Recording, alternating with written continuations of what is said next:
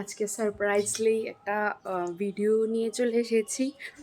তো এখন আসছে আমাদের বাড়িতে স্পেশাল গেস্ট, তোমরা দেখবে এখন। চলো নিতে যাই। স্পেশাল গেস্টটা কে তোমরা দেখতে পাবে এখন। গাড়ি দিয়ে চলে এসেছে, এখন গাড়ি থেকে নামবে, দেখবে।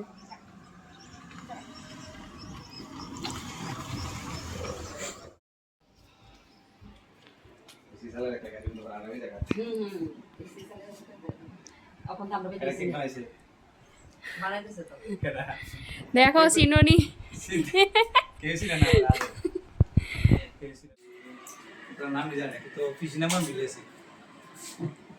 আঙ্কেল খাও না।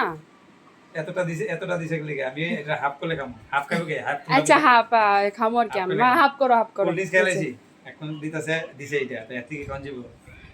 আরে দেখছো দেখ করে ঠিক আছে। আচ্ছা খা দেখ। খাম এগিয়ে দিকে করতে এটা দেখলাম খুব ভালো চলছে পেজটা। নাম হচ্ছে সঙ্গীতা দেবনাথ। তো ওনারা দুজনে মিলেই ভিডিও করে, ও মেয়ে থাকে সাথে, আর যে ক্যামেরা ধরেছে ও সঙ্গীতাদির সাথে থাকে, দুজনে মিলে ভিডিও করে চলছে ভালো। একদিন না একদিন সাকসেস হবে, সবাই পরিশ্রম করলে সাকসেস তো অবশ্যই আসবে। তো প্রথমে তো এসেছিলাম একটা কাজ কমপ্লিট, ভাবলাম দেখা করে যাই, দেখা করলাম, চ্যানেলটা দেখে নিলাম। এখন যাবো মরণদার বাড়িতে, ঠিক আছে? তো ঠিক আছে, তোমার চ্যানেল কিন্তু খুব সুন্দরভাবে চলতেছে, ঠিক আছে? তুমি রিলস দাও, ভিডিও করো, শর্ট ভিডিও করো মার সাথে, মা মেয়ে ভিডিও করলে ভাইরাল, ঠিক আছে? গাইস তোমরা সবাই দেখলে আমাদের বাড়িতে কে এসেছে।